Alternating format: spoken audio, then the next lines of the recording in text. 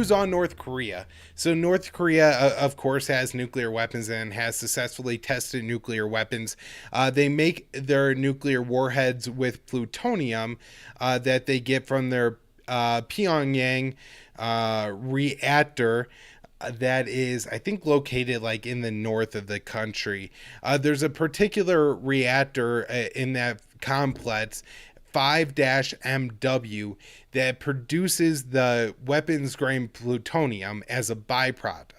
Now, that reactor, at least there hasn't been any signs that it was in use since 2018. However, the international watchdog on nuclear weapons and nuclear programs, the IAEA, reported that there is some activity about wastewater that suggests that that nuclear reactor is once again active. And so it's possible that North Korea is firing up that reactor to make some weapons grade plutonium to maybe make a larger, a different kind of nuclear bomb. Although, we are jumping to conclusions, even if the reactor's on, maybe that's just an action by North Korea to try to generate some concern in the United States, because once North Korea did this, suddenly the Biden administration was interested in negotiations. Now, one of the unfortunate things is that the Biden administration essentially thought it could leave North Korea on the back burner, engage in the Obama era strategic patience, and do nothing about North Korea for 4 years, while leaving a massive economic war in place against that country. Of course, North Korea wasn't going to have that, and Jessica Lee, who writes, at least I follow her at the Quincy Institute for Responsible Statecraft, is always all over this North Korea issue. One of my favorite commenters on North Korea.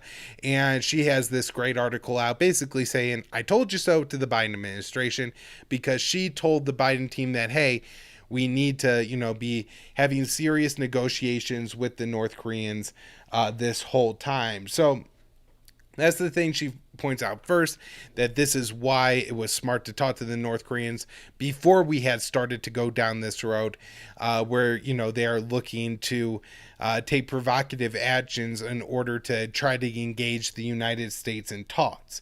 Now, she points out that the big problem is that the current Biden administration policy is one of rhetorical openness, but there is an unwillingness to compromise on key issues. And so this is almost the worst of kind of both worlds, because it's going to be portrayed in the mainstream media by the U.S. hawks that what is happening here is, the U.S. is extending an olive branch towards North Korea. But the crazy, insane, fat Kim Jong-un is just so ridiculous and so unbelievable that he won't, talk to us at all. And while the Biden administration is attempting a different route than Obama and Trump before him, look, we just can't do anything with the North Koreans. And this is the result of that. And it's just completely untrue, because the United States will not, under the Biden administration, under the Trump administration, reverse any of its demands of North Korea to go through a unilateral denuclearization. It's essentially to put themselves in a position where the U.S. or South Korea could easily invade and dominate the country. And rather, they're saying that no, the U.S. has to change their hostile policy before we consider giving up our nuclear weapons.